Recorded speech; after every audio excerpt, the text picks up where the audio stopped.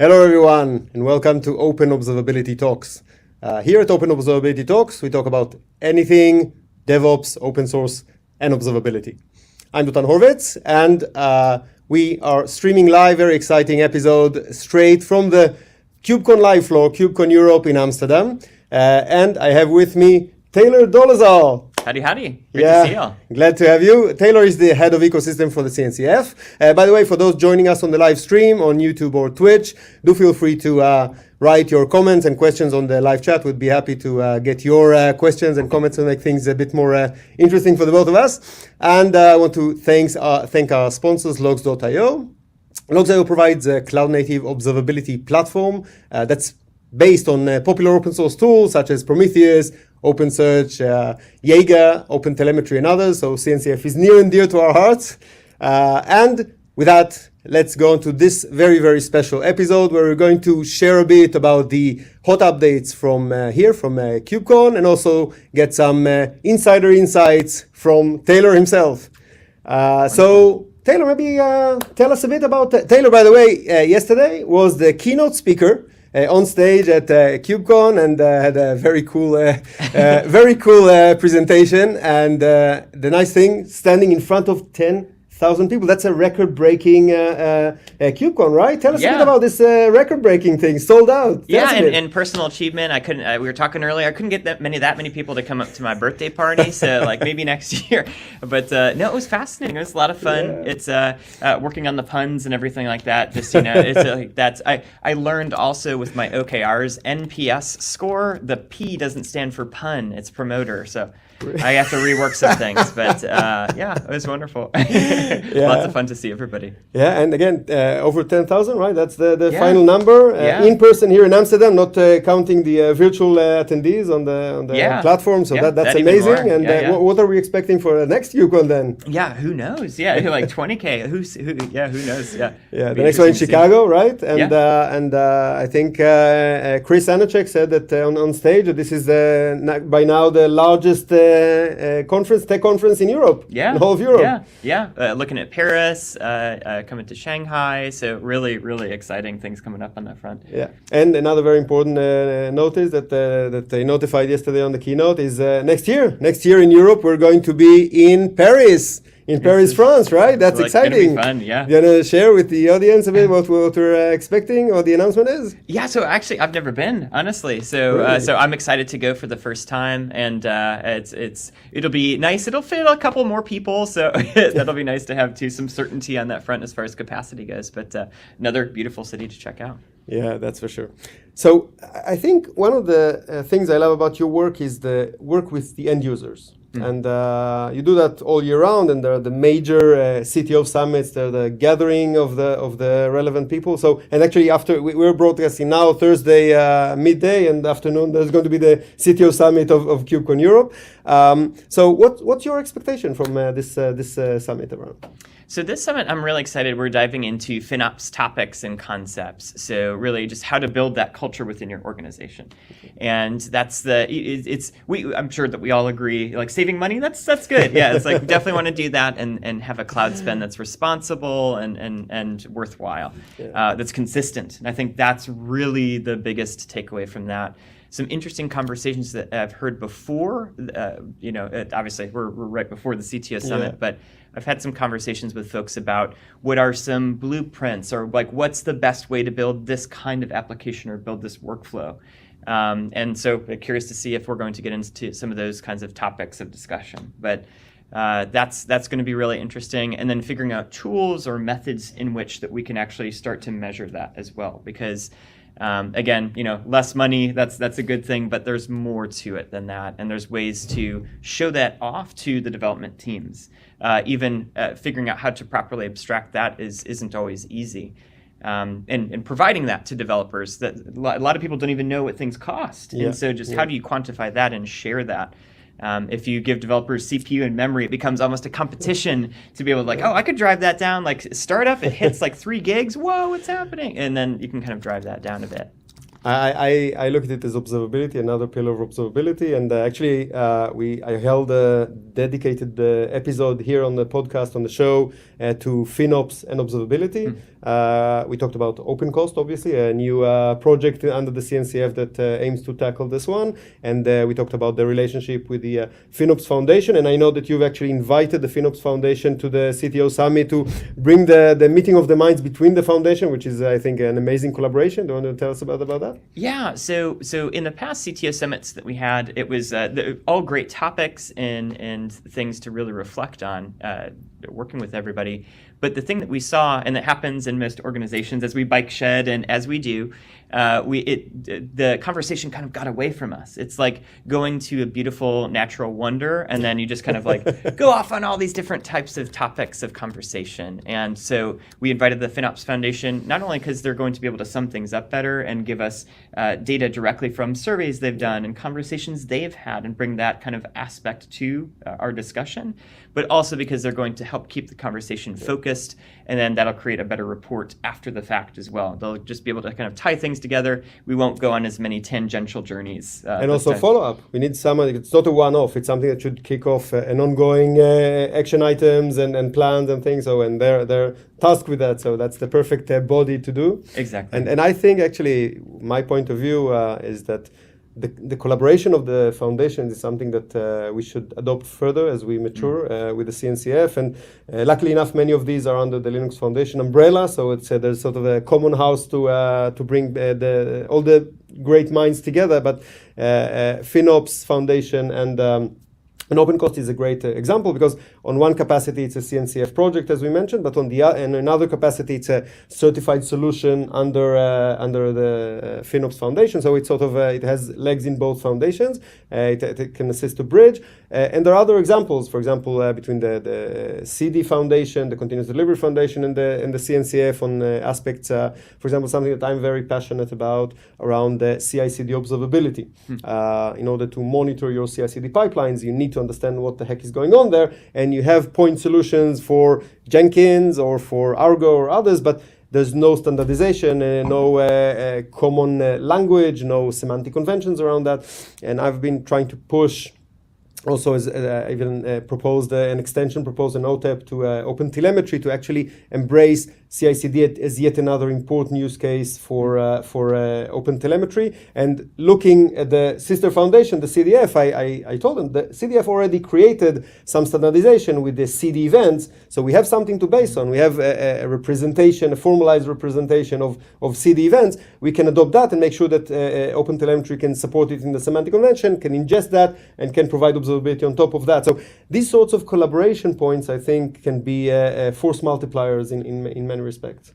I agree. I think that being able to have venues like KubeCon and co-located events, and it's really important, because we can kind of lose sight of what's around us day to day, and that's kind of what happened with the CTO Summits as well. It's like, these are good conversations, these are great, but when you have the opportunity to go work with some of the world's best financial operations folks, or people focused on cost management and building that culture, they're a phone call away. Also, they're across the hall, like exactly. in the Linux Foundation. So that was great to see.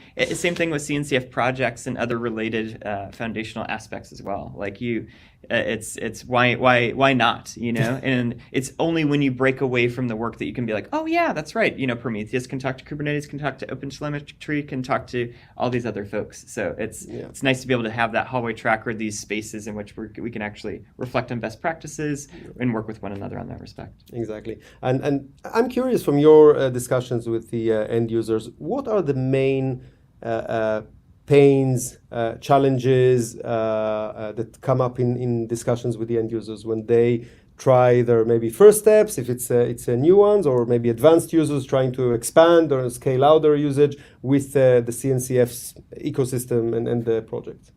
The biggest challenges right now are less adoption or understanding things from an engineering standpoint. Like, I'm so happy that we've kind of won that open source debate. It's like, that's mostly, it's like everybody's all into that. So you don't have to pitch people on that vision so much anymore, which is wonderful. I think right now it's seeing folks having adopted Kubernetes and then what do we do next? How do we implement the rest of our stack? What do we use for observability? What do we use for all of these things, and what data is available to help us understand, are we making the right choice? When we talked about cloud native maturity back in Detroit in that CTO Summit, that was important for listeners. Is essentially each CTO Summit has its own theme. So Detroit was about the future of cloud native. Before that, it was in Europe, in Valencia, it was about resilience. So each one has its own theme, but obviously the talks branch out to whatever is for our audience. Absolutely. Yeah. Thank you for the clarification. It was last time we talked about cloud native maturity and the biggest revelation was that no one had solved it. Yeah, right? It was just okay, we've adopted these projects and kind of they're working in prod, but how do we tell when it's done? How can we tell when to take it out of the oven? Or when do we swap it out? What does that look like? And I think that's been just a fascinating thing to dig into. And it felt good to know that no one's oh yeah, we've had this the right way for 5 years. Where is everybody? It was no, we don't really know. Here's some things we can use to measure that. Yeah, I agree. And by the way, I provided the same feedback also internally. We had 2 days ago, the first day, yesterday, sorry, I lost track of the days. No worries, 2 days ago, Tuesday, the meeting for the OpenTelemetry project. And I told them we still have OpenTelemetry logs marked as experimental, and people wanted that for production, will not touch it. And in the internal discussions here around the table, we talk about how mature it is and how the protocol is ready and the OTLP and you have instrumentation SDKs for many languages already stable enough and so on and so forth. But people outside don't know that. As long as we don't communicate very clearly and give the guidance when it's ready to go to production and what are the guarantees that come with it, along with it, dependency isolation, long-term support, what exactly it is. So 3 years from now, we'll do no breaking changes to APIs, or will be a certain process for making breaking changes or things like that. Especially large organizations will be concerned. So this is something that we need to learn to communicate much clearer to enable our end users to know and to choose the right thing. This is one. And another that I keep on, you probably hear that a lot as much as I do, is looking at the landscape and getting very confused about, okay, so especially with the newcomers, what should I choose? I want to go cloud native. I use Kubernetes. I want to go cloud native for observability, for storage, for security, whatnot.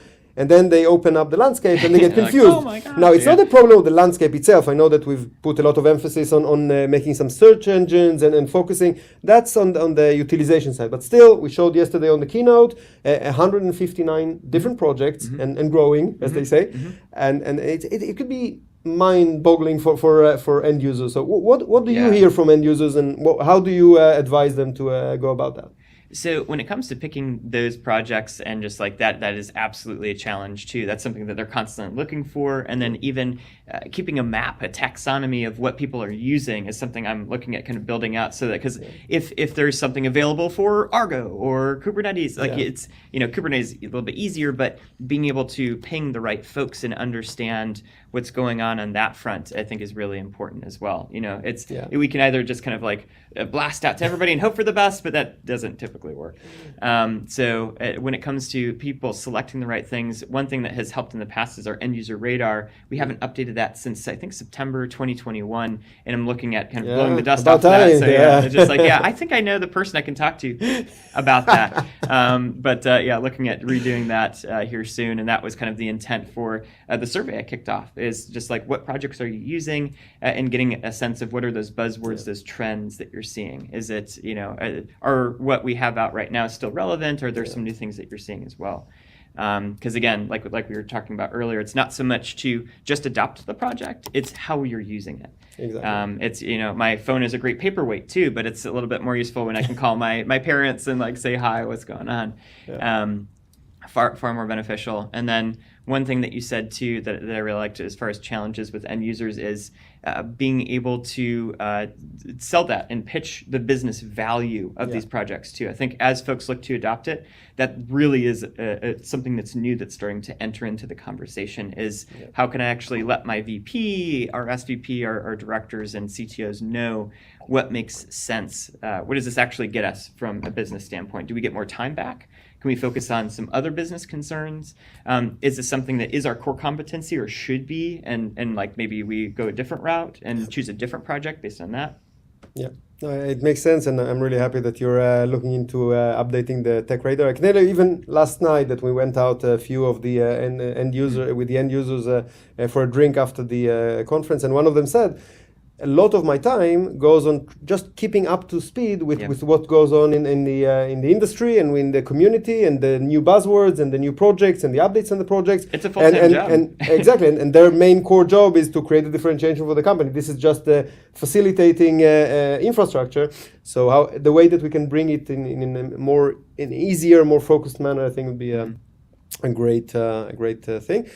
Another thing that I'm curious in getting the end users involved. How do you see, what kind of feedback do you get about when you talk to them about getting them more active in the projects, more involved, more contributing, whether in feedback and roadmap items or even more with code and with something more meaningful? When it comes to kind of activating on that front, a lot of it is trying to figure out, we see this progression take part. So there's like the open source progression ladder where they'll pull it down and adopt, like try out the product and kind of like get a sense of it. Then once they get more and more competent with it, then they'll be more excited about contributing to it ultimately. Yeah. And then they'll kind of develop at that mastery or leadership within a space. Is like not many folks get to that level, and it's not required by any means, but it's nice to be able to have the mastery of something and then mentor folks and kind of bring them along that journey. And that adds to the stability of the project too, right? It doesn't help to have the same people in the same roles all the time, and then you're going to have a fall off if that happens. You have to be churning and building and growing on that front too. So it's not easy. Yeah, it's not easy, but on the other hand, I feel that in some projects we do see a very heavy weight on the vendor side, and I would like to see that balanced out with the end users, because I feel it in some of the conversations that I'm involved with, that it's vendors talking amongst themselves, and okay, you have lots of aspirations of what you have your roadmap to have, and where you want to take your business, which is fine, but the end users are actually the ones that are consuming it for building out their SaaS platform for e-commerce, banking, healthcare, whatnot. And we need their voice on what they actually need and what they find useful and the ways that they find useful to consume that. So the more we get the end user voice there is very exciting. For example, we have now a new working group going back to the observability space that tries to push a unified query language. And I had a very interesting discussion with one of the initiators of that, and he's from Netflix, and his partner there is from eBay. So, and the first thing I told him, that's amazing that it actually arose from two end users. There's no vendor stake involved here, and if there is going to be any unified query language across logs, metrics, traces, and other telemetry signals, it's best to come from a neutral ground, from the end users, and then harnessing and bringing on board the vendors. But the vendors, each one has its own aspirations. Some vendors even launch their own unified query language that is only specific to that vendor, which is fine, but we need to take it a step forward. And specification that would be vendor neutral is most naturally comes from the end user. So I'd really like to see more of these involved, and maybe we can get you involved in that as well to back them up and to maybe bring on board more end users that suffer from the same problem of fragmentation on the query language side of things, and bring that, by the way, now is under the tag observability roof. We'll see how it goes along, but really exciting to see that. Do you have any other highlights from this KubeCon so far that got your eye from the stats or from reports and updates that you want to share with the audience that weren't able to be here with us in Amsterdam? Yeah, so I think that one thing that I've always kind of noticed while going around the hallway track, or basically just literally the hallways talking with people, that's the hallway track, is I love the talks and how deep they get, but just being here and with everybody I think is just absolutely magical. You, again, get to kind of break down your regular day-to-day mental models and interactions with people. So one thing I've noticed is typically most KubeCons revolve around one singular topic, or like there's one that bubbles up and that's like, oh yeah, S-bombs or this or that. Yeah. When this time time, I feel like it's been many different things. It's been, you've heard utterances of large language models, AI, ChatGPT. That's been one thing that's been exploding. You've heard a lot about WASM. You've heard a lot about edge networks, data governance, data sovereignty. I haven't been able to, maybe it's just kind of being on a literal ground floor and just like hearing all the buzz and everything, but maybe it'll kind of like the dust will settle later. But I feel like it's been a real, like a super group of lineups and topics. I've liked that. It's not just like the one thing, like, what's the in color right now, the Pantone color of the year. It's been a whole bunch of things. Yeah, and I also like the new format that we've come up with for the Colo events. Yes. The restructuring, first of all, shorter week, only 4 days rather than 5 because it's very, very intense. And having the Colos in the first day, Tuesday in this case. I personally attended the Observability Day, obviously, being my passion, and it was very successful. Like, it was a full day. I know that not all the collocated events were able to facilitate the whole day, but for Observability Day, it was not just a whole day, it was a whole day with a feeling of that we didn't even cover a fraction of what we wanted to. So maybe, and I talked about it with Chris and others, maybe it makes sense to even spin it off to its own day, and maybe even more than one day, because there's so much to cover. And also, I like the fact that this is, again, talking about the cross-project proliferation and discussions, being in the ground not just for formal updates. We have formal updates as part of KubeCon, but here it's actually the place for, as I envisioned it, for round tables where you can bring the different projects around the same table. So you have the Prometheus folks in the case of observability, and the open telemetry, and the Fluent bit, and then Jaeger and whatnot, and then discussing the alignment of the roadmaps, where it overlaps or it complements, and so on and so forth, and see that there is some sort of convergence, because we are talking about 159 different projects. So this cross-project interaction becomes much more crucial, so that the ecosystem and the landscape in entirety makes sense. It doesn't seem like a left hand and doesn't communicate with the right hand, and they're trying to achieve the same things in different means. So this is something that I was very excited to see the seeds, and maybe taking it to the next step of evolving these Colo events. That's something interesting. I also wanted to mention, we talked about the CTO Summit, so maybe you want to share, because essentially at the end of each CTO Summit, you release a report, right? So for those who weren't able to attend the Chicago Summit, the end of 2022 is already out there, and they can read the cloud native maturity report, so to speak. And also after this one, they'll have a report. So do you want to say a few words to the audience about how they can follow up on the CTO Summits? Yeah. So it's a very prestigious event, and we only have about like 30 or so seats for those. So it's don't envy the selection process at all. We favor end users on that front too. It's an end user only event. Sometimes we have governing board members join us, that might be from a vendor member company, to kind of be there to help offer insight as well. But really an end user prioritized event at the current point in time. So like you had said before, it's very difficult to have your day job as well as the job of keeping up to date on everything. What we see is a lot of vendor companies will, that's their core competency, right? So they've got the time to dig into, how do we do zero trust and this advanced VPN or this identity process? It's very easier for them because that's their business, is their day-to-day, and they just kind of converge. But for end users, they unfortunately are kind of pulled into doing two things, and that's where we're looking as a foundation to fix. It's just, what can we give to you to help you up-level your process, make that selection easier, and provide you assets. So that's why the CTO Summit, that's why that focus, and that's why that report too. Rather than having to fly across the world, come here, get these people together, you don't have to do any of that on your own. Yeah, it's like, we'll handle that.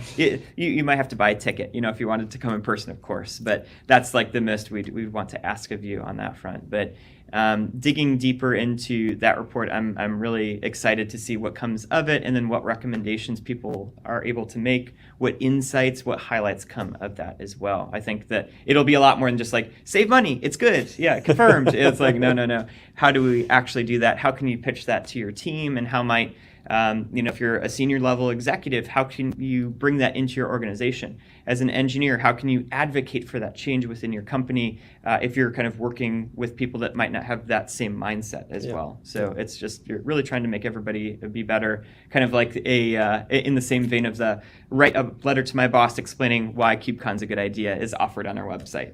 We want to help you and give you the resources that it takes to be successful.